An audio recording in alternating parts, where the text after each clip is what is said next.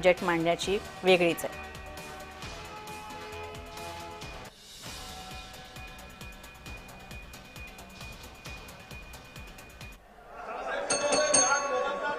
Budget ऐकायचं आहे ना?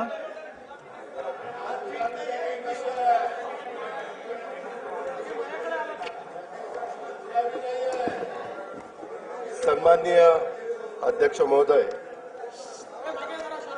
आपल्या सर्वांचं आराध्य दैवत युगपुरुष छत्रपती शिवाजी महाराज, स्वराज्य रक्षक छत्रपती संभाजी महाराज, स्वराज्य जननी जिजाऊ माँसाहेब, छत्रपती राजर्षी शाहू महाराज, क्रांतीसूर्य महात्मा ज्योतिराव फुले, महामानव भारतरत्न डॉक्टर बाबासाहेब आंबेडकर, राजमाता पुण्यश्लोक अहिल्यादेवी होळकर, क्रांतीज्योती सावित्रीबाई फुले, साहित्यरत्न लोकशाहीर अण्णाभाऊ साठे या महामानवांना मी वंदन करतो। शिखांचे नववे गुरु श्री गुरु तेग बहादूर यांच्या हुतात्म्याचे हे 350वे वर्ष आहे, त्यांनाही मी अभिवादन करतो। हे वर्ष अनेक दृष्टीनं विशेष आहे। स्वराज्य सौदामिनी महाराणी ताराबाई यांचे हे त्रिशतकोत्तर सुवर्ण महोत्सवी जयंती वर्ष आहे। पुण्यश्लोक अहिल्यादेवी होळकर यांचे त्रिशताब्दी जन्म वर्ष आहे। देशातील लोकशाहीचा आधारस्तंभ असणाऱ्या आपल्या संविधानाला 75 वर्ष पूर्ण झाली आहेत। अशा या विशेष वर्षात आज अंमल की एकादशीच्या पवित्र दिवशी मला माझा 11वा अर्थसंकल्प मांडण्याची संधी मिळते, हे मी माझं भाग्य समजतो। नोव्हेंबर 2024 मध्ये झालेल्या विधानसभा निवडणुकीमध्ये जनतेने महायुतीला बहुमताचा अभूतपूर्व कौल दिला आहे। राज्यातील तमाम जनतेचे मी त्यासाठी आभार मानतो। मतदारांनी आमच्यावर दाखवलेला विश्वास जबाबदारीची जाणीव करून देणारा असून त्यांचा सन्मान राखण्याचं काम महायुतीच्या सरकारच्याकडून निश्चितपणे होईल याची ग्वाही मी देतो। 1 फेब्रुवारी 2025 रोजी सादर केलेल्या अर्थसंकल्पात केंद्र शासनाने आयकरामध्ये मोठी सूट देऊन मध्यमवर्गीयांना दिलासा दिला आहे। केंद्रीय अर्थसंकल्पातील तरतुदीमुळे राज्याच्या अनेक महत्त्वाकांक्षी योजनांना नक्कीच बळ मिळणार आहे। राज्यातील विविध पायाभूत सुविधा प्रकल्प, रेल्वे आणि कल्याणकारी योजनांच्यासाठी केंद्र शासनाने केलेल्या भरीव तरतुदीकरता मी राज्याच्या जनतेच्या वतीनं भारताचे लोकप्रिय पंतप्रधान माननीय श्री नरेंद्र मोदी महोदयांचे मनपूर्वक आभार मानतो। यापुढील कालावधीतही असेच भरभक्कम पाठबळ केंद्र शासनाचे राज्याला लाभेल याची खात्री मी बाळगतो। लाडक्या बहिणी मिळाल्या धन्य झालो, कोटी 12 प्रियजनांना मान्य झालो, विकासाची केली कामे म्हणून आम्ही पुन्हा आलो। अध्यक्ष महोदय, मी आपल्या अनुमतीने सन 2025-26 या वर्षाचा राज्याचा अर्थसंकल्प सभागृहाला सादर करतो।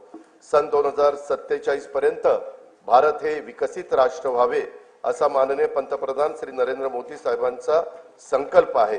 हा संकल्प सिद्धीस नेण्यासाठी महाराष्ट्र अव्वल दर्जाची कामगिरी करेल यात मला तिळमात्र शंका नाही।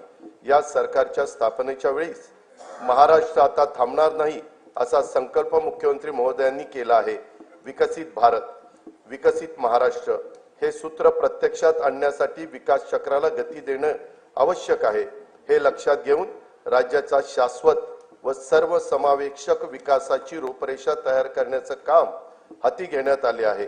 उद्योग, पायाभूत सुविधा, कृषी व संलग्न क्षेत्रे, सामाजिक व इतर क्षेत्राच्या विकासासाठी महत्त्वाच्या तरतुदी करणारा हा अर्थसंकल्प आहे। महाराष्ट्र आता थांबणार नाही, विकास आता लांबणार नाही। सुविकसित पायाभूत सुविधा, मुबलक नैसर्गिक संसाधने आणि कुशल मनुष्यबळामुळे महाराष्ट्र हे नवीन उद्योग स्थापित करण्यासाठी आदर्श राज्य आहे।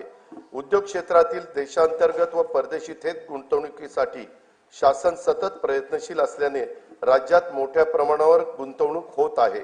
अर्थव्यवस्थेच्या विकास चक्राला चालना देण्यासाठी खाजगी तसेच शासकीय गुंतवणूक, नागरिकांचा उपभोग खर्च आणि निर्यात या 4 प्रमुख घटकांच्या मध्ये वृद्धी होणं आवश्यक आहे। शासनाने पायाभूत सुविधांवर केलेल्या गुंतवणुकीमुळे तसेच उद्योगांना दिलेल्या विविध प्रोत्साहनामुळे मोठ्या प्रमाणावर थेट देशी व परदेशी गुंतवणूक आकर्षित होत आहे। खाजगी गुंतवणुकीचे उत्पादनात मोठ्या प्रमाणावर वाढ होत आहे। रोजगारात वाढ होऊन उत्पन्नात वृद्धी होत आहे।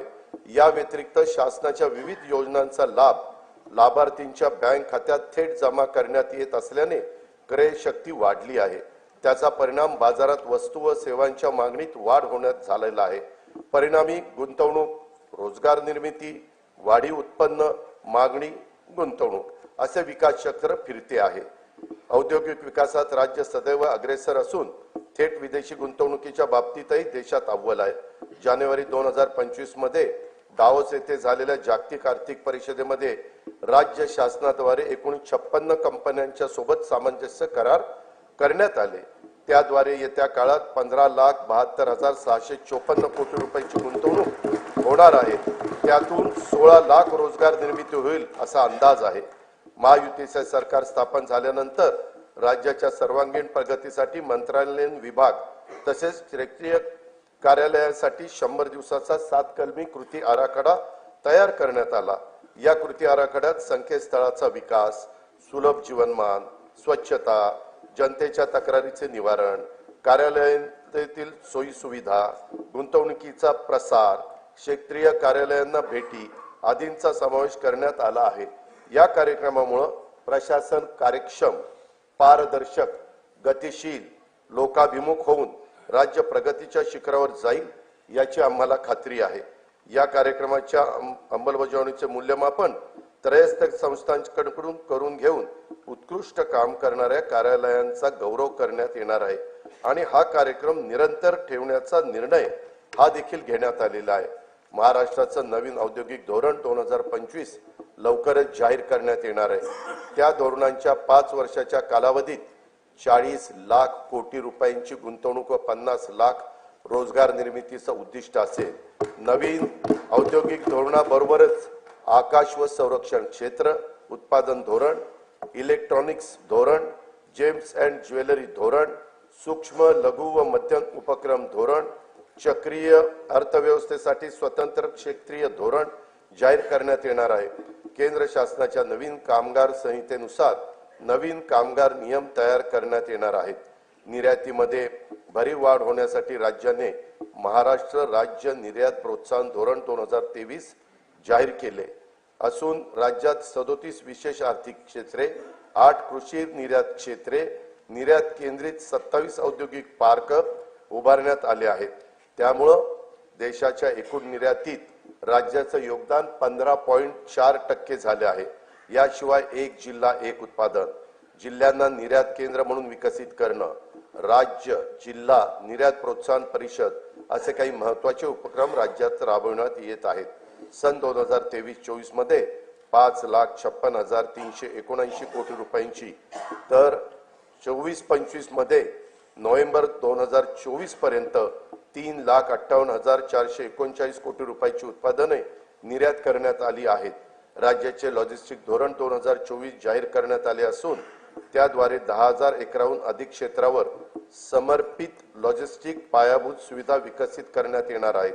प्रकल्पांना देऊ केलेल्या विशेष प्रोत्साहन व सुविधांमुळे सुमारे 5 लाख प्रत्यक्ष व अप्रत्यक्ष रोजगारांची निर्मिती होणार आहे। मुंबई महानगर प्रदेश हे आंतरराष्ट्रीय दर्जाचे आर्थिक विकास केंद्र म्हणजेच ग्रोथ हब म्हणून विकसित करण्याचा निर्णय घेण्यात आला आहे। वांद्रे कुर्ला संकुल, कुर्ला वरळी, वडाळा, गोरेगाव, नवी मुंबई, खारघर व विरार बोईसर या 7 ठिकाणी आंतरराष्ट्रीय दर्जाची व्यापारी केंद्र निर्माण केली जाणार आहेत। त्यामुळे मुंबई महानगर प्रदेशाची अर्थव्यवस्था सध्या $140 बिलियन वरून सन 2030 पर्यंत $300 बिलियन तर सन 2047 पर्यंत $1.5 ट्रिलियन पर्यंत नेण्याचं उद्दिष्ट आहे। एकेकाळी नक्षलग्रस्त म्हणून ओळखला जाणारा गडचिरोली जिल्हा आता स्टील हब म्हणून उदयास येत आहे। दावोस येथे झालेल्या जागतिक आर्थिक परिषदेमध्ये गडचिरोली जिल्ह्याकरता 21,830 कोटी रुपयांची गुंतवणुकीचे सामंजस्य करार करण्यात आले। त्यातून 7,500 रोजगार निर्मिती होणे अपेक्षित आहे। गडचिरोली जिल्ह्यातील दळणवळणासाठी खनिकर्म महामार्गाचे जाळी विकसित केले जात आहे। त्याकरता पहिल्या टप्प्यात सुमारे 500 कोटी रुपये किमतीची कामे हाती घेण्यात येणार आहेत। समतोल प्रादेशिक विकासाला प्रोत्साहन देण्यासाठी सामूहिक प्रोत्साहन योजना राबवण्यात येत आहे। यासाठी या योजनेअंतर्गत सन 2025-26 मध्ये 6,400 कोटी रुपये प्रोत्साहन अनुदान प्रस्तावित आहे। महावितरण कंपनीने येत्या 5 वर्षासाठी विजेचा दर निश्चित करण्याचा प्रस्ताव महाराष्ट्र विद्युत नियामक आयोगाकडे सादर केला आहे। ऊर्जा क्षेत्रातील नियोजन व कमी दराच्या हरित ऊर्जेच्या खरेदीमुळे येत्या 5 वर्षात वीज खरेदी खर्चामध्ये 1,13,000 कोटी रुपयांची बचत होईल असा अंदाज आहे। यामुळे राज्यातील औद्योगिक वीज दर इतर राज्यांच्या तुलनेने कमी होतील। बेंगळुरू मुंबई इंडस्ट्रियल कॉरिडॉरसाठी भूसंपादनाची कारवाई सुरू असून या प्रकल्पामुळे राज्यातील अवर्षण प्रवण भागात उद्योगाची स्थापना होऊन रोजगार निर्मितीला चालना मिळेल। राज्याला तांत्रिक वस्त्रोद्योगाचं जागतिक केंद्र म्हणून विकसित करण्याकरता महाराष्ट्र टेक्निकल टेक्सटाईल मिशन ची स्थापना करण्यात येणार आहे। विदर्भातील कापूस उत्पादन शेतकऱ्यांना उत्पन्नात वाढ होण्यासाठी याचा उपयोग होईल। हातमाग विणकरांना प्रोत्साहन आणि सुविधा देण्यासाठी नागपूर येथे अर्बन हाट केंद्राची स्थापना करण्यात येणार आहे। गुंतवणूकदार आणि उद्योजकांना राज्यात व्यवसायासाठी अधिक पूरक परिसंस्था विकसित करण्याच्या उद्देशाने जुलै 2023 मध्ये महाराष्ट्र उद्योग व्यापार व गुंतवणूक सुविधा कायदा लागू करण्यात आला आहे। उद्योजकांना त्यांच्या उद्योगाचा विस्तार करण्यासाठी तसेच नवीन उद्योग स्थापन करण्यासाठी 17 विभागांच्याकडून देण्यात येणाऱ्या 141 सेवा आता मैत्री या संकेतस्थळामार्फत देण्यात येत आहे। आम्हावरी खिळले डोळे उद्याच्या पिढ्यांचे, आज स्वप्न बघतो आम्ही उद्याच्या दिसांचे। नवीन पिढीला रोजगारांच्या संधी उपलब्ध करून देण्यासाठी तसेच नव उपक्रमांमध्ये राज्य अग्रेसर व्हावे यासाठी नवी मुंबई येथे 250 एकर क्षेत्रावर नाविन्यता नगर इनोव्हेशन सिटी उभारण्यात येणार आहे। रतन टाटा महाराष्ट्र राज्य कौशल्य विद्यापीठाकडून मायक्रोसॉफ्ट कंपनी मार्फत 10,000 महिलांना कौशल्य व कृत्रिम बुद्धिमत्ता या विषयाचे प्रशिक्षण देण्यात येत आहे। सन 2025-26 या वर्षाकरता कार्यक्रम खर्चाकरता उद्योग विभागास 1,021 कोटी रुपये, कामगार विभागास 171 कोटी रुपये, वस्त्रोद्योग विभागास 774 कोटी रुपये आणि कौशल्य रोजगार उद्योजकता आणि नाविन्यता विभागास 807 कोटी रुपयाचा नियतव्यय प्रस्तावित आहे। पायाभूत सुविधांच्या मध्ये 1 रुपयाची गुंतवणूक केली तर स्थूल राज्य उत्पन्नामध्ये 2.5 ते 3.5 रुपयांची वाढ होते। हे लक्षात घेऊन विमानचालन, रेल्वे, मेट्रो, महामार्ग, जलमार्ग, जलवाहतूक, बंदर विकास, सिंचन, ऊर्जा, परिवहन व दळणवळण येत्या क्षेत्रात येत्या 5 वर्षात विक्रमी गुंतवणूक करण्याचा शासनाचा निर्धार आहे। महाराष्ट्र सागरी विकास धोरण 2023 मध्ये बंदर विकासाकरता स्वामित्व धन, अकृषी कर, वीज शुल्क आणि मुद्रांक शुल्क यातून सूट देण्यात आली आहे। विजेसाठी औद्योगिक दर लागू करण्यात आला आहे। प्रवासी जलवाहतूक व किनारी पर्यटनाला चालना देण्यासाठी प्रवासी व बंदर करातून सूट देण्यात आली आहे। बंदराच्या करारांचा कमाल कालावधी देखील आता 90 वर्ष करण्यात आला आहे। जवाहरलाल नेहरू बंदर प्राधिकरण आणि महाराष्ट्र सागरी मंडळ हे संयुक्तरित्या पालघर जिल्ह्यात वाढवण बंदर विकसित करीत आहे। या प्रकल्पाचा एकूण खर्च 76,220 कोटी रुपये असून त्यात राज्य शासनाचा सहभाग 26% आहे। वाढवण बंदरामुळे 300 दशलक्ष मेट्रिक टन वार्षिक माल हाताळणी क्षमता निर्माण होणार आहे।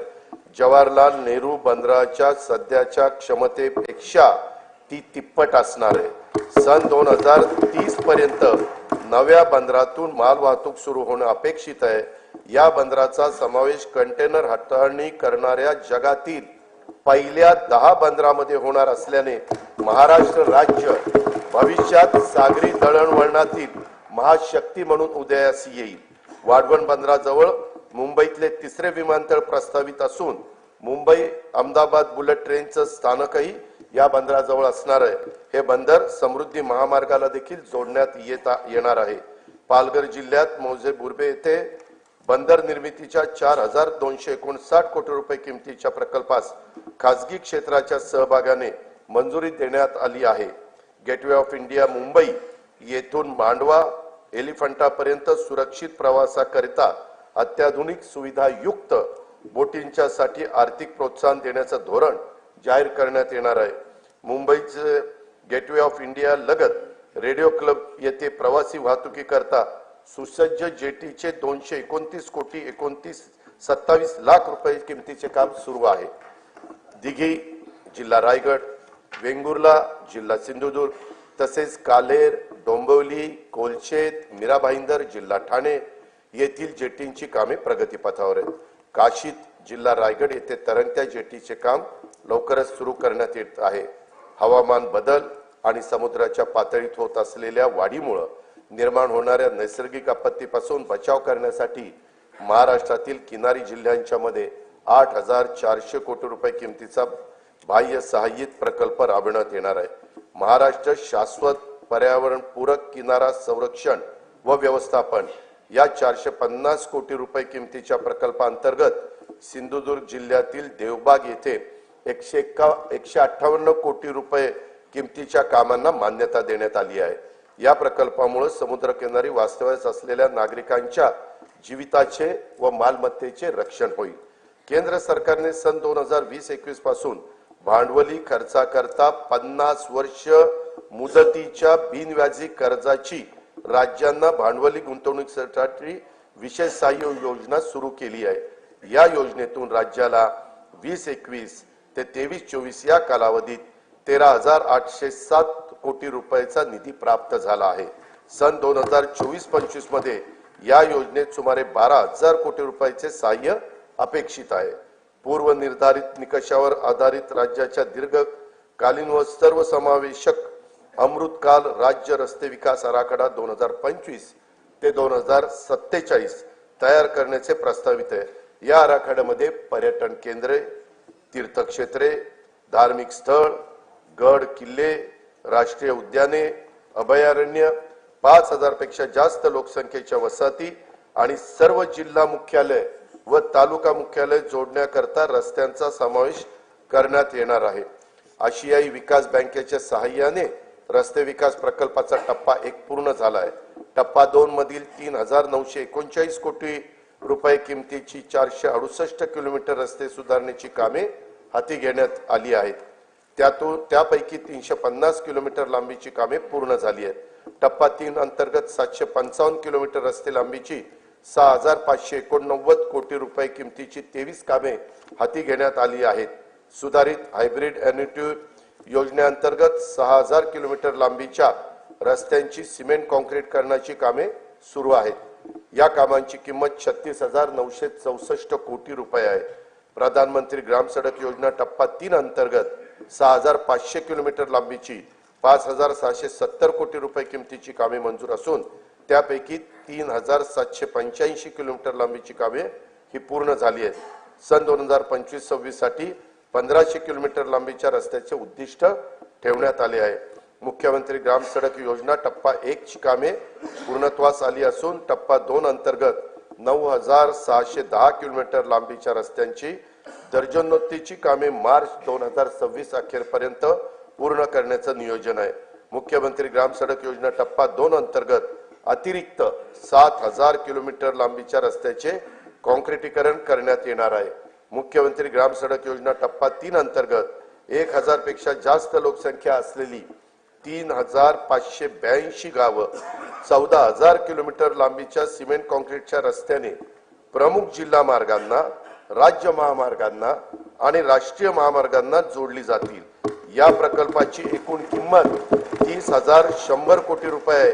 पहिल्या टप्प्यात 8,000 कोटी रुपयाची कामे हाती घेण्यात येणार आहे.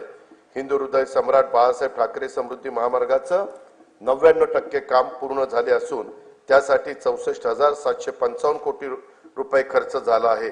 इगतपुरी ते आमणे या 76 किलोमीटर लांबीचा टप्पा लवकरच वाहतुकीसाठी खुला होईल. या महामार्गालगत ॲग्रो लॉजिस्टिक हब विकसित केले जाणार असून त्यात कोल्ड स्टोरेज, ग्रेडिंग, पॅकिंग व निर्यात हाताळणी केंद्राच्या प्रमुख सुविधा पुरवण्यात येतील. याचा लाभ प्रामुख्याने विदर्भ व मराठवाड्यातील शेतकऱ्यांना होईल. वर्धा जिल्ह्यातील पवनार ते सिंधुदुर्ग जिल्ह्यातील पात्रादेवी हा 760 किलोमीटर लांबीच्या 86,300 कोटी रुपये किमतीच्या महाराष्ट्र शक्तीपीठ महामार्गाच्या भूसंपादनाची कारवाई प्रगतीपथावर आहे। मुंबई पुणे द्रुतगती मार्गावरील खोपोली ते खंडाळा या लांबीतील मिसिंग लिंक प्रकल्पाचं काम ऑगस्ट 2025 पर्यंत पूर्ण करण्यात येणार आहे। यामुळे प्रवासाचा वेळ आणि इंधन या दोन्हीत बचत होईल आणि वाहतूक कोंडीतून देखील नागरिकांची सुटका होईल। मुंबई उपनगर परिसरातील वाहतूक गतिमान व्हावी यासाठी वर्सोवा ते मडखाडी पूल, वर्सोवा ते भाईंदर किनारी मार्ग, मुलुंड ते गोरेगाव, ठाणे ते बोरिवली आणि ऑरेंज गेट ते मरीन ड्राईव्ह भुयारी मार्ग असे 64,783 कोटी रुपये किमतीचे प्रकल्प हाती घेण्यात आले आहेत।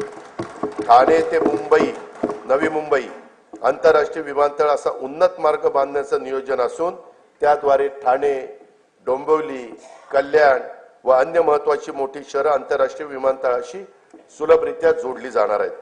बाळकुम ते गायमुख या ठाणे किनारी मार्गाची लांबी 13.45 किलोमीटर असून त्याचे सुमारे 3,364 कोटी रुपये खर्चाचे काम सन 2028 अखेरपर्यंत पूर्ण करण्याचं आमचं नियोजन आहे। शिवडी वरळी या 1,051 कोटी रुपये किमतीच्या उन्नत जोड रस्त्यांचे काम मार्च 2026 अखेर पूर्ण करण्यात येणार आहे। स्वातंत्र्यवीर सावरकर सागरी सेतू वांद्रे ते वर्सोवा या दरम्यानचे 14 किलोमीटर लांबीचे 18,120 कोटी रुपये खर्चाचे काम मे 2028 पर्यंत पूर्ण करण्याचं आमचं नियोजन आहे। उत्तन ते विरार या सागरी सेतू व जोड रस्त्याच्या 55 किलोमीटर लांबीचा 87,427 कोटी रुपये किमतीचा प्रकल्प हा हाती घेण्यात येणार आहे। पुणे ते शिरूर या 54 किलोमीटर लांबीच्या 7,515 कोटी रुपये किमतीचा उन्नत मार्गाचे बांधकाम हाती घेण्यात येत आहे। तळेगाव चाकण शिक्रापूर या रस्त्याच्या तळेगाव ते चाकण या 25 किलोमीटर लांबीत 4 पदरी उन्नत मार्ग प्रस्तावित आहे। या प्रकल्पासाठी 6,499 कोटी रुपये खर्च अपेक्षित आहे। मुंबई, नागपूर, पुणे महानगरातील नागरिकांना पर्यावरणपूरक, शाश्वत, विनाअडथळा व वातानुकूलित वाहतूक सुविधा उपलब्ध करून देण्यासाठी एकूण 143.57 किलोमीटर लांबीचे मेट्रो मार्ग कार्यान्वित करण्यात आले आहेत। या सेवेचा लाभ सुमारे 10 लाख प्रवासी रोज घेत आहेत। येत्या वर्षात मुंबईत 41.2 किलोमीटर व पुण्यामध्ये 23.2 किलोमीटर असे 64.4 किलोमीटर लांबीचे मेट्रो मार्ग सुरू होणार आहेत। येत्या 5 वर्षांमध्ये आपल्या राज्यात एकूण 237.5 किलोमीटर लांबीचे मेट्रो मार्ग कार्यान्वित करण्यात येणार आहेत। नागपूर मेट्रोचा 40 किलोमीटर लांबीचा पहिला टप्पा पूर्ण झालाय। आता दुसऱ्या टप्प्यात 6,708 कोटी रुपये किमतीच्या 43.80 किलोमीटर लांबीचे काम प्रगतीपथावर आहे।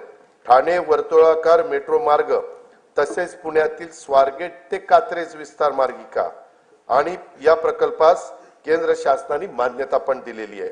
पुणे मेट्रो रेल्वे टप्पा 2 अंतर्गत खडकवासला, स्वारगेट, हडपसर, खराडी आणि नळस्टॉप वारजे माणिकबाग या 2 मार्गिकांच्या 9,897 कोटी रुपये किमतीचा प्रस्ताव केंद्र शासनाच्या मान्यतेकरता पाठविलेला आहे।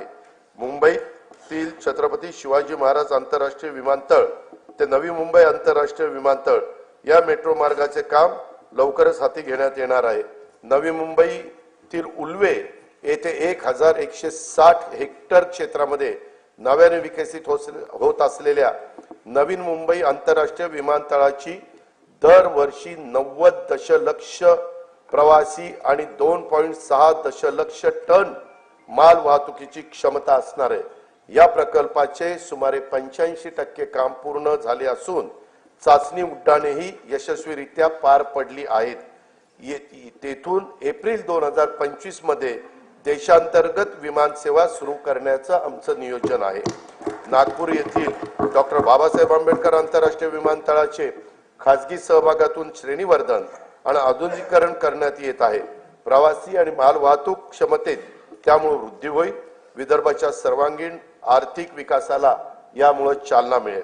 शिर्डी विमानतळाचा 1367 कोटी रुपये किमतीचा विकास कामांना मान्यता देण्यात आलेली आहे। ती कामे सुरू आहेत। सन 2021 मध्ये शिर्डी विमानतळाला प्रमुख विमानतळाचा दर्जा देखील प्राप्त झालेला आहे। नाईट लँडिंगची सुविधाही लवकरच सुरू करण्यात येणार आहे। अमरावतीमधील बेलोरा विमानतळाचे काम पूर्ण झाले असून तेथून 31 मार्च 2025 पासून प्रवासी सेवा सुरू करण्याचं आमचं नियोजन आहे। रत्नागिरी विमानतळासाठी 147 कोटी रुपये किमतीची कामे प्रगतीपथावर आहेत। गडचिरोली येथील नवीन विमानतळ सर्वेक्षण आणि अन्वेषणाची कामे ही सुरू केलेली आहेत। अकोला विमानतळाच्या विस्तारासाठी आवश्यक जो निधी लागेल तो उपलब्ध करून देण्यात येणार आहे। महाराष्ट्र राज्य मार्ग परिवहन महामंडळाच्या 6000 डिझेल बसेसचं रूपांतर सीएनजी आणि एलएनजी बसमध्ये करण्याची प्रक्रिया सुरू आहे। महामंडळाला नवीन बस खरेदीसाठी देखील शासनाकडून अर्थसहाय्य उपलब्ध करून देण्यात येणार आहे।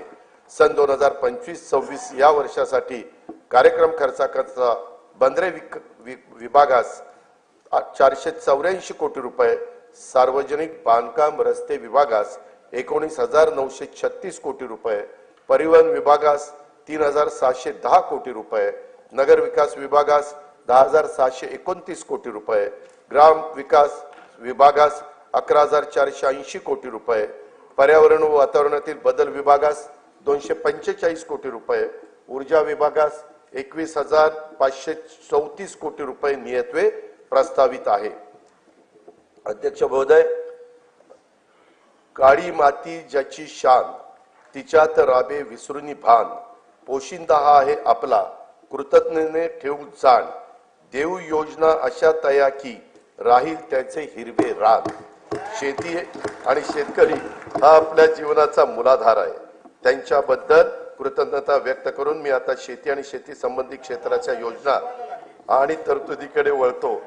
नानाजी देशमुख कृषी संजीवनी प्रकल्पाचा दुसरा टप्पा 21 जिल्ह्यातील 7201 गावांमध्ये राबवण्यात येत असून या प्रकल्पासाठी सन 2025-26 मध्ये 351 कोटी 42 लाख रुपयाचा नियतवे प्रस्तावित आहे।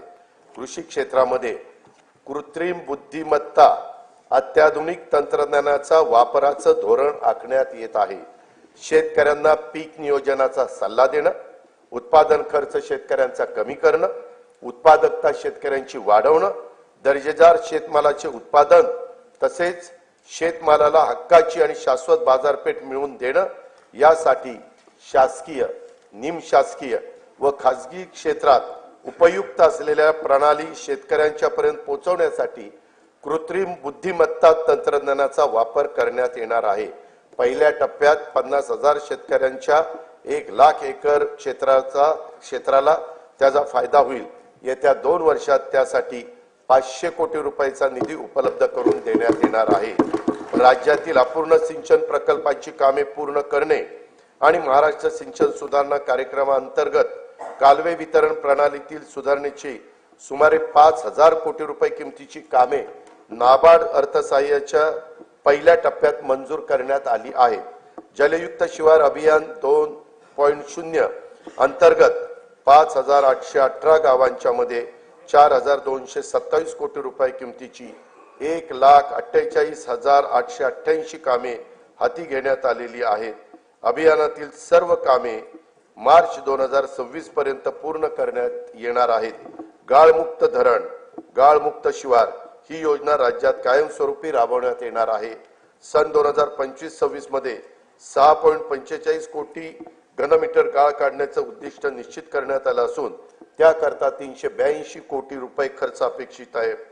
वैनगंगा, नळगंगा नदी जोड प्रकल्पास तत्वता मान्यता देण्यात आली आहे।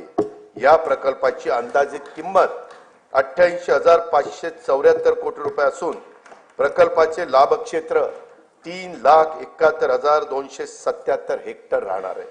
या प्रकल्पाचा लाभ नागपूर, वर्धा, अमरावती, यवतमाळ, अकोला आणि बुलढाणा या 6 जिल्ह्यांना होणार आहे। प्रकल्पाची सविस्तर सर्वेक्षण अन्वेषणाची कामे ही सुरू आहेत। नार पार गिरणा नदी जोड प्रकल्पाद्वारे नाशिक व जळगाव जिल्ह्यातील 49,516 हेक्टर क्षेत्राला सिंचनाचा लाभ होणार आहे। या प्रकल्पाची अंदाजित किंमत 7,500 कोटी रुपये आहे। दमणगंगा एकदरे गोदावरी या नदीजोड प्रकल्पामुळे 3.55 टीएमसी पाणी उपलब्ध होणार असून त्यामुळे जायकवाडी धरणाच्या लाभ क्षेत्रातील 9,766 हेक्टर क्षेत्र पुनर्स्थापित होईल। नाशिक जिल्ह्यातील 2,987 हेक्टर क्षेत्राला देखील यामुळे सिंचनाचा लाभ होणार आहे। या प्रकल्पाची अंदाजित किंमत 2,300 कोटी रुपये आहे। शासनाचा महत्वाकांक्षी तापी महापुनर्भरण हा 19,300 कोटी रुपये किमतीचा सिंचन प्रकल्प हाती घेण्याचे ठरवले आहे।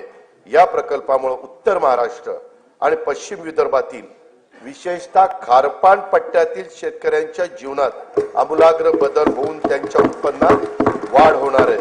कोकणातील उल्हास आणि वैतरणा नद्यांच्या खोऱ्यातून 54.70 टीएमसी पाणी गोदावरी खोऱ्यामध्ये वळवण्याचा प्रकल्प हाती घेण्यात येणार आहे। यातून मराठवाड्याला 2,40,000 हेक्टर क्षेत्राच्या सिंचनासाठी पाणी उपलब्ध होईल। या प्रकल्पाचं पण सर्वेक्षणाचं आणि अन्वेषणाचं काम सुरू आहे। सांगली जिल्ह्यातील म्हैसाळ उपसा सिंचन योजनेसाठी 200 मेगावॉट क्षमतेच्या 1,594 कोटी रुपये किमतीच्या सौर ऊर्जा प्रकल्पाला मान्यता देण्यात आलेली आहे। गोसीखुर्द राष्ट्रीय प्रकल्पातून डिसेंबर 2024 अखेर 12,332 हेक्टर सिंचन क्षमता निर्माण झाली असून हा प्रकल्प जून 2026 पर्यंत पूर्ण करण्याचं नियोजन आहे। सन 2025-26 करता 1,460 कोटी रुपयाचा नियतव्यय याकरता प्रस्तावित आहे। उदंचन जलविद्युत प्रकल्पाद्वारे वीज निर्मिती व वीज वापराचे संतुलन साधून सुरळीत वीज पुरवठा करणं शक्य होतं।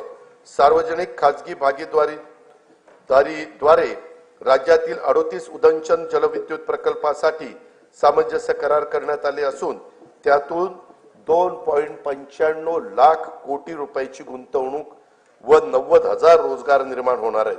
मुख्यमंत्री बळीराजा मोफत वीज योजनेअंतर्गत 7.5 हॉर्सपॉवर पर्यंतच्या 45 लाख कृषी पंपांना मोफत वीज पुरवण्यात येत आहे। डिसेंबर 2024 अखेर 7,978 कोटी रुपयांची वीज सवलत या योजनेच्या द्वारे देण्यात आली आहे।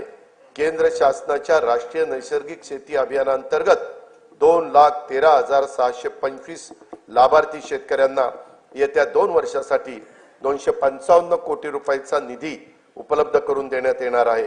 ग्रामपंचायत स्तरावर स्वयंचलित हवामान केंद्र उभारण्यात येणार आहेत, त्यासाठी देखील आवश्यक तो निधी उपलब्ध करून देण्यात येईल। राज्यातील सर्व नगरपालिका क्षेत्रातील सांडपाण्यावर प्रक्रिया करून त्या पाण्याचा वापर उद्योग आणि शेतीसाठी करण्यात येणार आहे। त्यासाठी 8,200 कोटी रुपये किमतीचे प्रकल्प हाती घेण्यात येणार आहेत। राज्यातील बांबू उत्पादक शेतकऱ्यांना प्रोत्साहन देणे, बांबूला बाजारपेठ उपलब्ध करून देणे आणि बांबू आधारित उद्योगांना चालना देण्यासाठी राज्यात 4,300 कोटी रुपये किमतीच्या बांबू लागवड प्रकल्प राबवण्यात येणार आहे। संयुक्त राष्ट्र संघाने सन 2025 हे वर्ष आंतरराष्ट्रीय सहकार वर्ष म्हणून घोषित केले आहे। त्या अनुषंगाने राज्यात विविध कार्यक्रम महोत्सव आयोजित करण्यात येणार असून त्यासाठी पुरेसा निधी देखील उपलब्ध करून देण्यात येईल। लहान सीमांत शेतकरी व कृषी नव उद्योजकांना केंद्रस्थानी ठेवून शेतमालाच्या मूल्य साखळ्यांच्या विकासासाठी 2,100 कोटी म्हणजेच 2100 कोटी रुपये किमतीचा माननीय बाळासाहेब ठाकरे कृषी व्यवसाय व ग्रामीण परिवर्तन स्मार्ट प्रकल्प राबवण्यात येत आहे। नवीन तंत्रज्ञानाचा वापर करून राज्य शाश्वत उच्च मूल्य असलेल्या कृषी व्यवसायाचे केंद्र व्हावे यासाठी Maharashtra agri business network magnet 2.0 हा सुमारे 2100 कोटी रुपयाचा बाह्य सहाय्यित प्रकल्प राबवण्यात येणार आहे। देशी गाईचे संगोपन, संवर्धन आणि संशोधनासाठी देवलापार जिल्हा नागपूर येथे गौ विज्ञान अनुसंधान केंद्रास सहाय्य केले जाईल। नवी मुंबईत महामुंबई आंतरराष्ट्रीय बाजार, मुंबईत मरोळमध्ये आंतरराष्ट्रीय मत्स्य बाजार तसेच आरमोरी जिल्हा गडचिरोली येथे रेशीम कोष खरेदी विक्री बाजारपेठ स्थापन करण्यात येणार आहे। ज्या तालुक्यामध्ये बाजार समिती अस्तित्वात नाही तेथे किमान एक स्वतंत्र बाजार समिती स्थापन करण्याचं ठरवण्यात आले। त्यासाठी एक तालुका एक बाजार समिती योजना राबवण्यात येणार आहे। कृषी क्षेत्रातील 16,000 मेगावॉट विजेची मागणी हरित ऊर्जेतून पूर्ण करण्याचे उद्दिष्ट ठेवण्यात आले आहे। शेतकऱ्यांना दिवसा विश्वासार्ह वीज पुरवठा करणं शक्य व्हावं यासाठी 27 जिल्ह्यांच्या मध्ये मुख्यमंत्री सौर कृषी वाहिनी योजना 2.0 मधून 2779 विद्युत उपकेंद्रासाठी सौर प्रकल्प हाती घेण्यात आले असून ते ऑक्टोबर 2026 पर्यंत पूर्ण होणार आहेत। जानेवारी 2024 पासून आतापर्यंत 2,90,129 सौर कृषी पंप स्थापित करण्यात आले आहेत। सध्या प्रत्येक दिवशी 1000 पंप या गतीने सौर कृषी पंपाची स्थापना करण्यात येत आहे। बी बियाणं, यंत्रसामुग्री, खते आणि शेतमालाच्या वाहतुकीसाठी महत्त्वाच्या असलेल्या शेत व पाणंद रस्त्याच्या बांधणीसाठी बळीराजा शेत व पाणंद रस्ते रामटेकच्या धर्तीवर ही योजना सुरू करण्यात येणार आहे।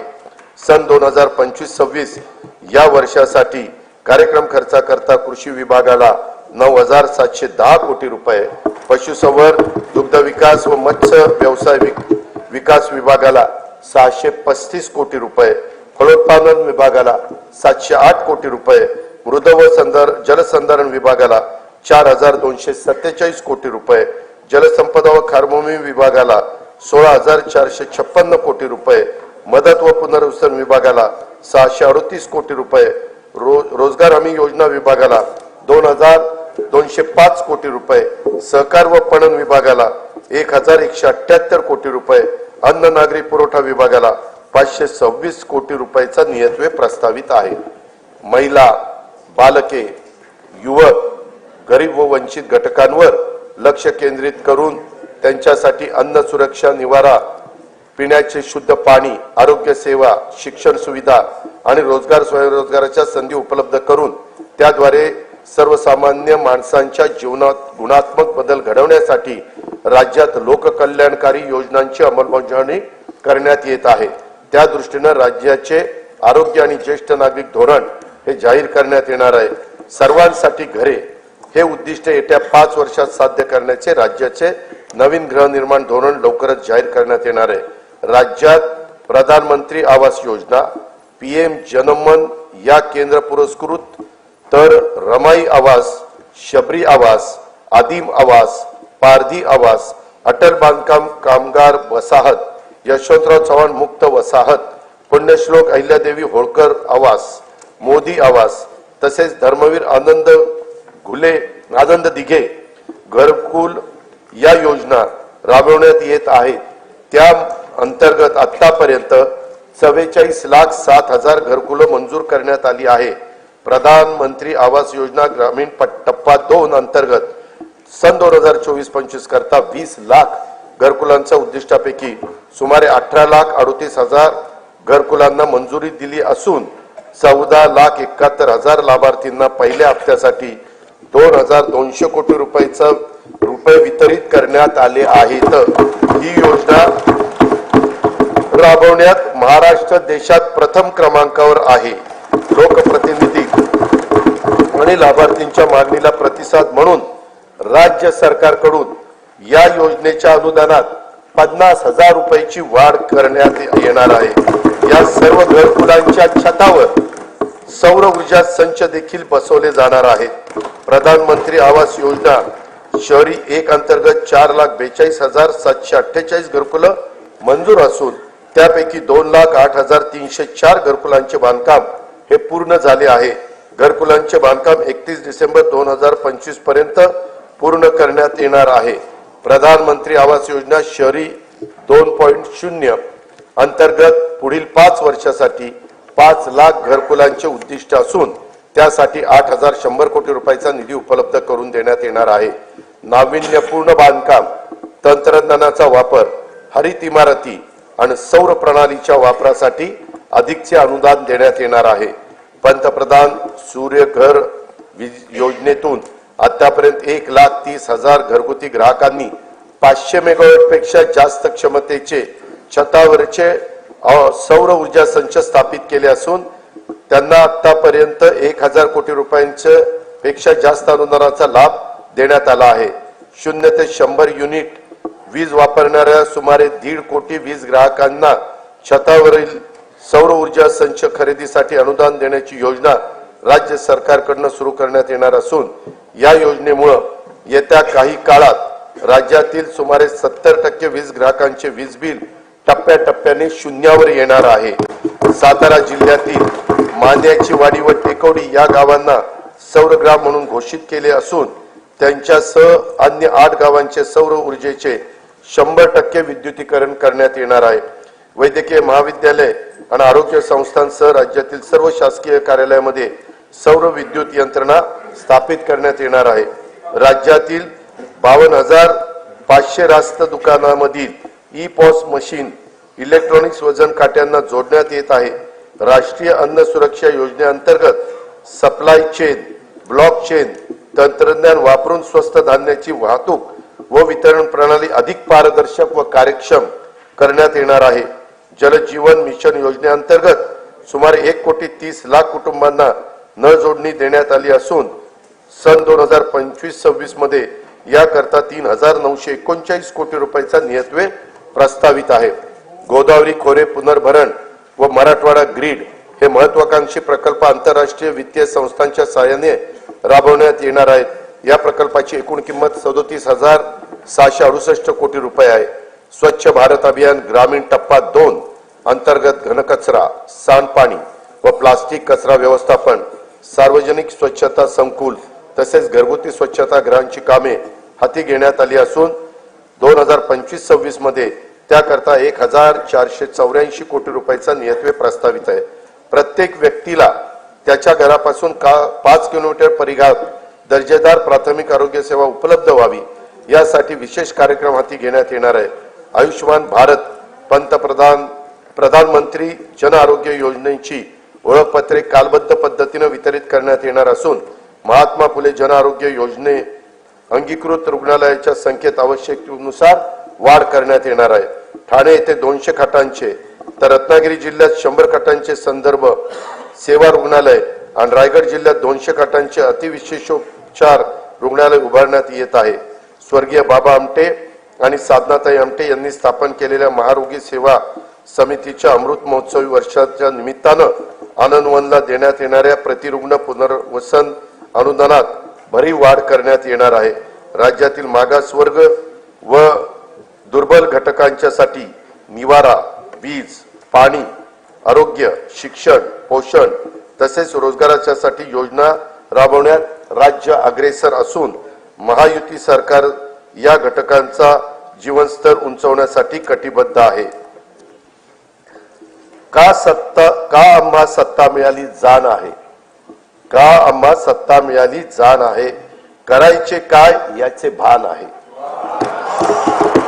साथ द्या आम्हा नेऊ राज्य पुढती, उंच त्याची न्यावयाची शान आहे.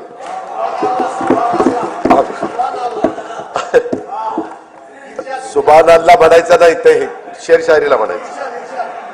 अनुसूचित जाती घटकांच्या सर्वांगीण विकासासाठी राजर्षी शाहू महाराज शिष्यवृत्ती योजना, विद्यार्थी वसतिगृह, भारतरत्न डॉक्टर बाबासाहेब आंबेडकर स्वाधार योजना, साहित्यरत्न लोकशाहीर अण्णाभाऊ साठे नागरी वस्ती सुधार योजना इत्यादी योजना राबवण्यात येत आहेत.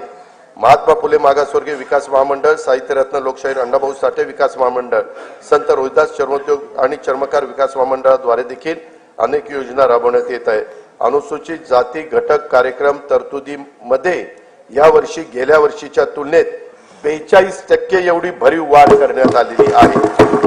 आदिवासी समाजाच्या सर्वांगीण विकासासाठी भारतरत्न डॉक्टर APJ अब्दुल कलाम अमृत आहार योजना, नमो आदिवासी स्मार्ट शाळा अभियान, आदर्श आश्रम शाळा, ठक्कर बाप्पा आदिवासी विकास योजना तसंच पंडित दीनदयाळ उपाध्याय स्वयं योजना आदी कार्यक्रम राबवण्यात येत आहे. आदिवासी घटक कार्यक्रम तरतुदी या वर्षी गेल्या वर्षीच्या तुलनेत 40% एवढा भरीव वाढ करण्यात आलेली आहे. इतर मागासवर्ग, विमुक्त जाती, भटक्या जमाती, तसेच विशेष मागास प्रवर्गातील समाजाच्या सर्वांगीण विकासासाठी ऊसतोड कामगारांच्या मुलांसाठी आश्रमशाळा, विद्यानिकेतन, क्रांतीज्योती सावित्रीबाई फुले शिष्यवृत्ती योजना, डॉक्टर पंजाबराव देशमुख वसतिगृह योजना, तांडा वस्तीमुक्त वसाहत योजना आदी कार्यक्रम राबवण्यात येत आहेत. धनगर तसेच गोवारी समाजाकरता आदिवासी उपाययोजनेच्या धर्तीवर एकूण 22 कल्याणकारी योजना राबवण्यात येत आहेत. बौद्ध, जैन, शीख, पारसी, ख्रिश्चन, यहुदी व मुस्लिम या अल्पसंख्याक समुदायातील घटकांच्या विकासासाठी विविध योजना राबवण्यात येत असून अल्पसंख्याक संशोधन व प्रशिक्षण संस्था स्थापन करण्यात आलेली आहे. या संस्थेला देखील पुरेसा निधी उपलब्ध करून देण्यात येईल. दिव्यांगांच्यासाठी शिष्यवृत्ती, कृत्रिम अवयव व साधने विकत घेण्यासाठी तसेच स्वयंरोजगारासाठी अर्थसहाय्य अशा योजना राबवण्यात येत आहेत. दिव्यांग कल्याणासाठी जिल्हा वार्षिक योजनेतून किमान 1% निधी राखीव ठेवण्याचा निर्णय देखील घेण्यात आलेला आहे. राज्यातील विविध समाजातील उन्नतीसाठी 18 महामंडळे स्थापन करण्यात आली असून विविध योजनांचा लाभ घेणे लाभार्थ्यांना सुलभ व्हावे यासाठी या महामंडळाच्या सर्व योजना एकाच संकेतस्थळावर आणण्याचं राज्य सरकारचं नियोजन आहे. सन 2025-26 या वर्षाच्या करता सामाजिक न्याय व विशेष सहाय्य विभागाला 25,581 कोटी रुपये, आदिवासी विकास विभागाला 21,495 कोटी रुपये, इतर मागास व बहुजन कल्याण विकास विभागाला 4,368 कोटी रुपये, दिव्यांग कल्याण विभागाला 1,526 कोटी रुपये आणि अल्पसंख्याक विकास विभागाला 812 कोटी रुपयाचा नियतव्यय प्रस्तावित आहे. असंघटित कामगार कल्याण आभासी महामंडळाकडून 1,75,00,000 असंघटित कामगार आणि शेतमजुरांच्यासाठी सामाजिक सुरक्षा योजना राबवण्याचा विचाराधीन आहे. संजय गांधी निराधार योजना, श्रावणबाळ सेवा, राज्य निवृत्ती वेतन योजना तसेच अन्य विशेष सहाय्य योजनातील अर्थसहाय्य सर्व लाभार्थींना बँक खात्यात थेट जमा करण्यात येणारे डीबीटी पद्धतीनं. लेख लाडकी योजनेअंतर्गत 1,13,000 लाभार्थींना थेट लाभ देण्यात आला आहे. 2025-26 साठी या योजनेच्या करता 50,55,00,000 रुपयाचा नियतव्यय प्रस्तावित आहे. मुलींच्या व्यावसायिक शिक्षणाला प्रोत्साहन देण्यासाठी शिक्षण शुल्क व परीक्षा शुल्काची 100% प्रतिपूर्ती करण्यात येत आहे. मान्यता प्राप्त उच्च आणि व्यावसायिक अभ्यासक्रमाचे केंद्रीभूत प्रवेश प्रक्रियेद्वारे प्रवेश घेणाऱ्या आणि ज्यांचे कुटुंबाचे वार्षिक उत्पन्न 8 लाख रुपयापेक्षा कमी आहे अशा विद्यार्थिनींना हा लाभ देण्यात येतो. मुख्यमंत्री माझी लाडकी बहीण योजनेअंतर्गत 2,53,00,000 लाभार्थी महिलांना जुलै 2024 पासून आर्थिक लाभ देण्यात येत आहे. त्यासाठी आतापर्यंत 33,232 कोटी रुपये खर्च झालेला आहे. 2025-26 मध्ये या योजनेच्या करता 36,000 कोटी रुपयाचा नियतव्यय प्रस्तावित आहे. या योजनेमधून मिळणाऱ्या अनुदानाचा उपयोग जरा बजेट होऊ द्या ना. काही महिला गटांनी आर्थिक उपक्रमासाठी बीज भांडवल म्हणून केला असून अशा गटांना आणखीन प्रोत्साहन देण्यासाठी विशेष योजना हाती घेण्याचा आमच्या विचाराधीन आहे. दीनदयाळ अंत्योदय योजना, राष्ट्रीय ग्रामीण उपजीविका अभियानाअंतर्गत सुमारे 22 लाख महिलांना लखपती दीदी होण्याचा मान मिळाला आहे. सन 2025-26 मध्ये आणखी 24 लाख महिलांना लखपती करण्याचं शासनाचं उद्दिष्ट आहे. नवी मुंबईत उल्वे मध्ये 194 कोटी 14 लाख रुपये किमतीच्या युनिटी मॉलचे काम आता प्रगतीपथावर आहे. बचत गटाच्या उत्पादनांना हक्काची बाजारपेठ उपलब्ध करून देण्यासाठी प्रत्येक जिल्ह्यात एक उमेद मॉल उभारण्याचं शासनाने ठरवले असून पहिल्या टप्प्यात 10 जिल्ह्यांच्या करता 150 कोटी रुपयाचा निधी उपलब्ध करून देण्यात येणार आहे. ऑलिम्पिक, पॅराऑलिम्पिक, आंतरराष्ट्रीय व राष्ट्रीय स्पर्धांमध्ये पदक मिळवणाऱ्या खेळाडूंना प्रोत्साहन मिळावे म्हणून वैयक्तिक व सांघिक क्रीडा प्रकारामध्ये पदक प्राप्त खेळाडूंना देण्यात येणाऱ्या बक्षिसांच्या मध्ये घसघशीत वाढ करण्यात आली आहे. शिवछत्रपती क्रीडा संकुल पुणे येथील क्रीडा सुविधांचे नूतनीकरण करण्यात येणार आहे. क्रीडा संकुलाच्या देखभालीसाठी दुरुस्तीसाठी जिल्हा वार्षिक योजनेतून किमान 1% निधी राखीव ठेवण्यात येणार आहे. छत्रपती शिवाजी महाराज चषक कबड्डी तसेच व्हॉलीबॉल स्पर्धा, स्वर्गीय खाशाबा जाधव चषक कुस्ती स्पर्धा, भाई नेरुरकर चषक खो खो स्पर्धा या 4 राज्यस्तरीय क्रीडा स्पर्धेत देण्यात येणारे अनुदान हे 75 लाखावरून 1 कोटी रुपये करण्यात येणार आहे. सन 2025-26 या वर्षाकरता कार्यक्रम खर्चाकरता गृहनिर्माण विभागाला 1246 कोटी 55 लाख रुपये, पाणी पुरवठा व स्वच्छता विभागाला 3875 कोटी रुपये, सार्वजनिक आरोग्य विभागाला 3827 कोटी रुपये, उच्च व तंत्र शिक्षण विभागाला 3098 कोटी रुपये, वैद्यकीय शिक्षण व औषधी द्रव्य विभागाला 2574 कोटी रुपये, महिला व बाल विकास विभागाला 31,907 कोटी रुपये, शालेय शिक्षण व क्रीडा विभागाला 3,496 कोटी रुपये नियतवे प्रस्तावित आहेत. मुंबईतील गुन्हेगारीस प्रतिबंध, जलद आपत्कालीन प्रतिसाद आणि प्रभावी सार्वजनिक सुरक्षेसाठी पोलीस आयुक्त बृहन्मुंबई यांच्या कार्यालयात कृत्रिम बुद्धिमत्तेवर आधारित नवे हायटेक कमांड कंट्रोल सेंटर स्थापन करण्यात येणार आहे. गुन्ह्यातील पुरावा शास्त्रोक्त पद्धतीने गोळा करून त्याचा विश्लेषणाद्वारे दोषसिद्धीचे प्रमाण वाढवण्यास मदत व्हावी यासाठी 21 पथदर्शी फिरती न्यायवैद्यक वाहने लोकार्पित करण्यात आली आहेत. सायबर सुरक्षा संदर्भात तज्ञ मनुष्यबळांचा पुरवठा करण्यासाठी महाराष्ट्र सायबर गुन्हे सुरक्षा महामंडळ स्थापित करण्यात येणार आहे. घरबांधणी अग्रिमाची मागणी करणाऱ्या पोलीस दलातील सर्व अधिकारी व कर्मचाऱ्यांना अग्रिम देणे शक्य व्हावे यासाठी आवश्यक ती तरतूद करण्यात येणार आहे. राज्यात एकूण 18 नवीन न्यायालयाची स्थापना करण्यात आली आहे. त्यामध्ये दर्यापूर जिल्हा अमरावती, पौड, इंदापूर आणि जुन्नर जिल्हा पुणे, पैठण, गंगापूर जिल्हा छत्रपती संभाजीनगर, आर्वी जिल्हा वर्धा, काटोल जिल्हा नागपूर, वणी जिल्हा यवतमाळ, तुळजापूर जिल्हा धाराशिव आणि तसेच हिंगोली जिल्ह्याच्या ठिकाणी न्यायालयाचा याच्यामध्ये समावेश आहे. सन 2025-26 या वर्षाच्या कार्यक्रम खर्चाकरता गृह पोलीस विभागास 2,237 कोटी रुपये, उत्पादन शुल्क विभागाला 153 कोटी रुपये, विधी व न्याय विभागाला 759 कोटी रुपये व महाराष्ट्र विधानमंडळ सचिवालयास 547 कोटी रुपये नियतवे प्रस्तावित आहे. मुख्यमंत्री शाश्वत समृद्ध पंचायत राज अभियान राज्यात राबवण्यात येणार असून त्यात भाग घेणाऱ्या अत्युत्कृष्ट ग्रामपंचायतींना तालुका पातळीवर राज्य स्तरापर्यंत पुरस्कार देण्याचे प्रस्तावित आहे. राज्यात सध्या राबविण्यात येत असलेल्या योजनांचे मूल्यमापन करून त्यांचे सुसूत्रीकरण तसेच साधन संपत्तीच्या स्रोताचा अभ्यास करून त्यामध्ये वाढ करण्याचे उपाय सुचवण्यासाठी उच्चस्तरीय समिती स्थापन करण्यात आली असून या समितीच्या शिफारसी विचारात घेऊन योजनांची अधिक प्रभावी अंमलबजावणी करण्यासाठी उपाययोजना करण्यात येणार आहे. सन 2025-26 या वर्षासाठी कार्यक्रम खर्चाकरता नियोजन विभागाला 9,060 कोटी रुपये 60 कोटी 45 लाख रुपये, वित्त विभागाला 208 कोटी रुपये, महसूल आणि वन विभागाला 2,981 कोटी रुपयाचा नियतवे प्रस्तावित आहे. महाराष्ट्राला निसर्गरम्य समुद्रकिनारा, प्राचीन लेण्या, गड किल्ले, घनदाट वनसंपदा असा समृद्ध वारसा लाभला आहे. पर्यटन क्षेत्रात खासगी गुंतवणुकीसाठी उत्साहवर्धक आणि अनुकूल वातावरण निर्माण करण्याकरता पर्यटन धोरण 2024 जाहीर करण्यात आले असून येत्या 10 वर्षात पर्यटन क्षेत्राला 1 लाख कोटी रुपयाची गुंतवणूक आकर्षित करण्याचे उद्दिष्ट ठेवण्यात आले आहे.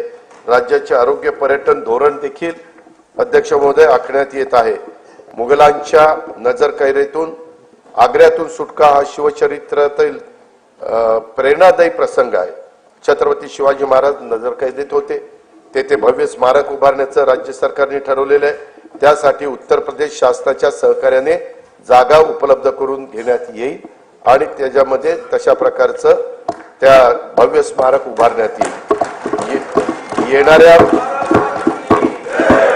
येणाऱ्या पिढ्यांना शिवरायांच्या स्फूर्तिदायी चरित्राची ओळख अद्ययावत तंत्रज्ञानाच्या आधारे करून देण्यासाठी पुणे शहरातील आंबेगाव येथे 4 टप्प्यात भव्य शिवसृष्टी प्रकल्प उभारण्यात येत आहे. त्यातील 2 टप्प्याचं काम पूर्ण झालेलं आहे. उर्वरित काम गती होण्यासाठी राज्य सरकारकडून आणखी 50 कोटी रुपयाचा निधी उपलब्ध करून देण्यात येणार आहे. छत्रपती शिवरायांनी स्थापन केलेल्या स्वराज्याच्या रक्षण आणि विस्तारासाठी जीवन समर्पित केलेल्या असीम शौर्य आणि धैर्याने लढलेल्या सर्व लढायात विजयश्री मिळवणाऱ्या छत्रपती संभाजी महाराजांच्या पराक्रमाच्या खुणा महाराष्ट्रात जिथे आहेत त्या कोकणातील संगमेश्वर हे एक ठिकाण आहे. औरंगजेबाच्या महाकाय सेनेशी महाराजांनी बोटावर मोजता येतील एवढ्या शूर मावळ्यांना सोबत घेऊन येथेच पराक्रमाची शर्त केली. स्वराज्यासाठी प्राणाची आहुती देणाऱ्या स्वाभिमानी राज्याच्या पराक्रमाची स्मृती कायमस्वरूपी जपण्यासाठी संगमेश्वर येथे त्यांचं भव्य स्मारक उभारण्याची घोषणा मी त्या ठिकाणी करतो.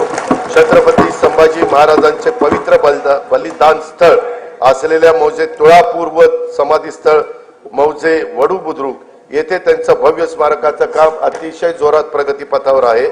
दरवर्षी एका प्रेरणादायी गीताला छत्रपती संभाजी महाराज राज्य प्रेरणा गीत पुरस्कार प्रदान करण्याचा निर्णय देखील शासनाने घेतला आणि तो अंमलबजावणी केली. छत्रपती संभाजी महाराज की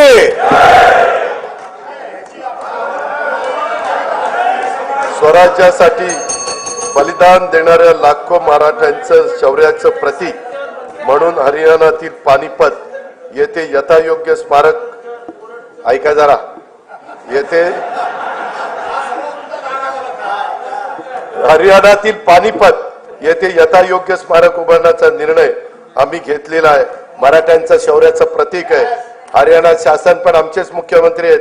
त्यांना आमचे हे मुख्यमंत्री बोलतील आणि स्मारकाची जागा घेतील आणि तेही स्मारक त्या ठिकाणी होईल.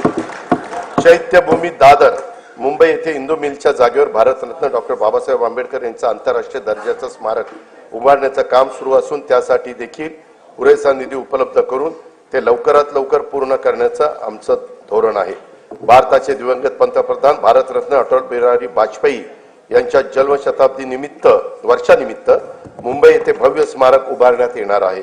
स्वर्गीय बाळासाहेब ठाकरे राष्ट्रीय स्मारकाच्या पहिल्या टप्प्यातील काम पूर्ण झाले असून दुसऱ्या टप्प्यातील कामासाठी राज्य सरकारकडून 220 कोटी रुपयाचा निधी उपलब्ध करून देण्यात येणार आहे. आद्य शिक्षिका ज्ञानज्योती सावित्रीबाई फुले यांचे जन्मगाव असलेल्या नायगाव तालुका खंडाळा जिल्हा सातारा येथे त्यांच्या कार्यास साजेस स्मारक व महिला प्रशिक्षण केंद्र उभारण्यात येणार आहे. साहित्यरत्न आज त्यांची पुण्यतिथी मी त्यांना अभिवादन करतो. साहित्यरत्न लोकशाही अण्णाभाऊ साठे यांचे जन्मस्थळ वाटेगाव तालुका वाळवा जिल्हा सांगली येथे स्मारकासाठी तसेच त्यांचे नावे प्रस्तावित चिरागनगर मुंबई येथील संशोधन प्रशिक्षण संस्थेसाठी पुरेसा निधी उपलब्ध करून देण्यात येणार आहे. संगमवाडी पुणे येथे वस्ताद लहुजी साळवे यांच्या स्मारकाचं काम अतिशय जोरात प्रगतीपथावर आहे. सन 2027 मध्ये नाशिक येथे होणाऱ्या सिंहस्थ कुंभमेळ्याच्या निमित्तानं नमामि गोदावरी अभियानाचा आराखडा तयार करण्यात येत आहे. कुंभमेळ्याच्या सुव्यवस्थित आयोजनासाठी विशेष प्राधिकरणाची स्थापना करून त्यासाठी आवश्यक तो निधी उपलब्ध करून देण्यात येणार आहे. नाशिक येथे राम कालपथ विकास प्रकल्पांतर्गत रामकुंड, काळाराम मंदिर आणि गोदातट परिसरातील पर्यटनाच्या दृष्टीने विकास करण्यासाठी 146 कोटी 10 लाख रुपये किमतीची कामे हाती घेण्यात येत आहेत. दुर्गम ते सुगम कार्यक्रमाद्वारे डोंगराळ भागातील प्राचीन मंदिरे, धार्मिक स्थळे, गड किल्ले व इतर निसर्गरम्य 45 ठिकाणी रोपवेद्वारे जोडण्यात येणार आहेत. राज्यातील प्राचीन मंदिराचे जतन, संवर्धन व परिसर विकासासाठी आवश्यक निधी उपलब्ध करून देण्यात येणार आहे. महानुभाव पंथाच्या श्रद्धास्थानाच्या विकासाची कामे देखील हाती घेण्यात येणार आहेत. प्रभू रामाच्या पदस्पर्शाने पावन झालेल्या रामटेक येथील श्रीराम मंदिराच्या नूतनीकरणाचे काम सुरू असून तेथे दरवर्षी सांस्कृतिक महोत्सवाचे आयोजन करण्याचे नियोजन आहे. सिंधुदुर्ग जिल्ह्यातील सागरी संग्रहालय, कृत्रिम प्रवाह आणि पाणबुडी पर्यटन हे 75 कोटी रुपये किमतीची कामे प्रगतीत आहेत. कोयनानगर तालुका पाटण जिल्हा सातारा येथे स्कायवॉकची उभारणी व नेहरू उद्यानाचे सुशोभीकरण हे देखील करण्यात येणार आहे. मुनावळे तालुका जावळी येथील सातारा येथील जलपर्यटन प्रकल्पाचा पहिला टप्पा पर्यटकांच्यासाठी खुला करण्यात आला आहे. आता हेळवाद जिल्हा सातारा येथे कोयना जल पर्यटन प्रकल्पाला मान्यता देण्यात आली आहे. ठाणे जिल्ह्यातील मुरबाड तालुक्यातील माळशेज घाटात काचेचा स्कायवॉक उभारण्यात येणार आहे। अध्यक्ष महोदय, भाव फुलांना पायी उधळून आयुष्याचा कापूर जाळून तुझे सारखे करीन पूजन, गीत तुझे मी आई गाईन, शब्दोशब्दी अमृत ओतून, अशा माय मराठी केंद्रीय मंत्रिमंडळाने 3 ऑक्टोबर 2024 रोजी झालेल्या बैठकीमध्ये अभिजात भाषेचा दर्जा दिल्याबद्दल राज्यातल्या तमाम जनतेच्या वतीनं आणि जगभरातील मराठी भाषिकांच्या वतीनं मी माननीय पंतप्रधान नरेंद्र मोदी महोदयांचे मनपूर्वक आभार मानतो। या पुढे दरवर्षी 3 ऑक्टोबर हा दिवस अभिजात मराठी भाषा सन्मान दिन व 3 ते 9 ऑक्टोबर दरम्यान अभिजात मराठी भाषा सप्ताह साजरा करण्यात येईल। मराठी भाषा विद्यापीठ रिद्धपूर येथे अभिजात मराठी भाषेच्या संशोधन व अध्ययनासाठी उच्च दर्जाचे संशोधन केंद्र तसेच अनुवाद अकादमी स्थापित करण्यात येणार आहे। मराठी भाषेच्या संवर्धनासाठी कार्य करणाऱ्या संस्थांच्या माध्यमातून अभिजात मराठी भाषा विषयक उपक्रम राबवण्यात येणार आहेत। मराठी भाषेच्या संशोधनातील उल्लेखनीय कामगिरीबद्दल पुरस्कार सुरू करण्यात येणार आहे। सन 2025-26 या वर्षाच्या कार्यक्रम खर्चाकरता सार्वजनिक बांधकाम इमारती विभागाला 1367 कोटी रुपये, पर्यटन व सांस्कृतिक कार्य विभागाला 3159 कोटी रुपये, सामान्य प्रशासन विभागाला 2899 कोटी रुपये आणि मराठी भाषा विभागाला 225 कोटी रुपयाचा नियतव्यय हा प्रस्तावित आहे। सन 2024-25च्या अंदाजपत्रकात 4,99,463 कोटी रुपये महसुली जमा अपेक्षित होती। महसुली जमेचे सुधारित अंदाज 5,36,463 कोटी रुपये निश्चित करण्यात आले। सन 2024-25च्या एकूण खर्चाचा अर्थसंकल्पीय अंदाज 6,12,293 कोटी रुपये व सुधारित अंदाज 6,72,030 कोटी रुपये असून भांडवली व कल्याणकारी योजनांवरील खर्चात झालेल्या वाढीमुळे सन 2024-25 या वर्षाच्या एकूण खर्चाच्या सुधारित अंदाजात ही वाढ झालेली आहे। सन 2025-26 या आर्थिक वर्षात जिल्हा वार्षिक योजनेअंतर्गत 20,165 कोटी रुपयाची भरीव तरतूद करण्यात आली आहे। गेल्या वर्षीच्या तुलनेत 2,000 कोटी रुपयांनी ही तरतूद वाढवलेली आहे। सन 2025-26 मध्ये कार्यक्रम खर्चाकरता रक्कम 2,54,560 कोटी रुपये निश्चित करण्यात आले असून त्यामध्ये अनुसूचित जाती घटक कार्यक्रमासाठी 22,668 कोटी रुपये तर आदिवासी घटक कार्यक्रमासाठी 21,495 कोटी रुपयाचा नियतव्यय प्रस्तावित आहे। नियतव्ययाचा समावेश आहे। सन 2025-26च्या अर्थसंकल्पामध्ये एकूण खर्चासाठी 7,20,00,000 कोटी रुपयाची तरतूद केली आहे। सन 2025-26च्या अर्थसंकल्पामध्ये महसुली जमा 5,60,964 कोटी रुपये व महसुली खर्च 6,06,855 कोटी रुपये अंदाजित आहे। परिणामी 45,891 कोटी रुपये अंदाजित तूट येत आहे। राजकोषीय सुधारणांमध्ये राज्य नेहमीच अग्रेसर राहिले आहे।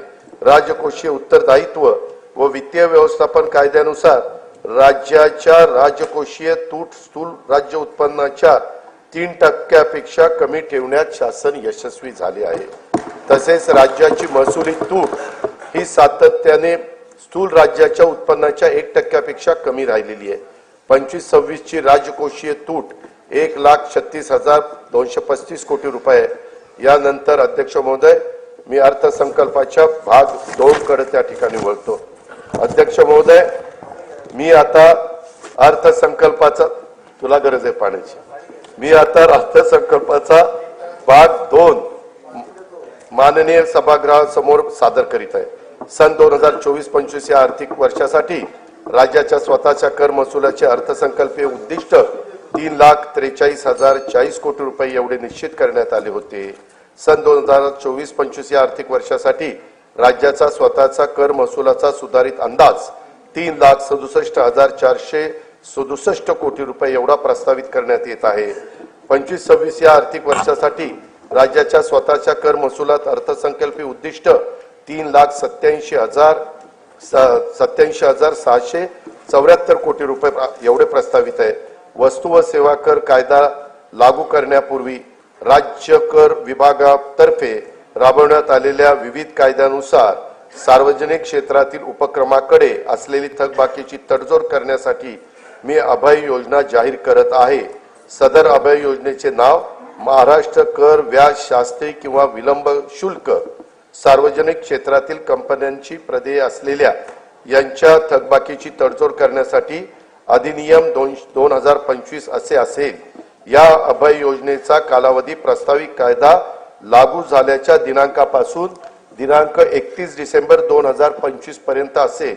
सध्या व्यक्तिगत मालकीच्या परिवहनेतर 4 चाकी सीएनजी व एलपीजी वाहनांवर वाहन प्रकार आणि किमतीनुसार 7 ते 9% दराने मोटार वाहन कराची आकारणी केली जाते। या कराच्या दरामध्ये 1% वाढ प्रस्तावित करीत आहे। सदर वाढीमुळे राज्याला 25-26 मध्ये 150 कोटी रुपयाचा अतिरिक्त महसूल मिळणे अपेक्षित आहे। राज्यात 30 लाखापेक्षा अधिक किमतीच्या इलेक्ट्रॉनिक वाहनांवर 6% दराने मोटार वाहन कराची आकारणी करण्याचे प्रस्तावित आहे। मोटार वाहन कराची कमाल मर्यादा ही 20 लाखाची होती, ती आता 30 लाख रुपये करण्याचे प्रस्तावित आहे। कमाल मर्यादेत प्रस्तावित वाढीमुळे 2025-26 मध्ये राज्याला सुमारे 170 कोटी रुपयाचा अतिरिक्त महसूल मिळेल असे अपेक्षित आहे। बांधकामासाठी वापरल्या जाणाऱ्या क्रेन्स, कॉम्प्रेसर, प्रोजेक्टर्स आणि एक्सकेव्हेटर्स या प्रकारातील वाहनांना अनिवार्यपणे एक रकमी वाहनाच्या किमतीच्या 60% दराने मोटार वाहन कर आकारण्याचं प्रस्तावित आहे। प्रस्तावित मोटार वाहन कर सुधारणेमुळे 2025-26 मध्ये राज्याला सुमारे 180 कोटी रुपयाचा अतिरिक्त महसूल मिळणे अपेक्षित आहे।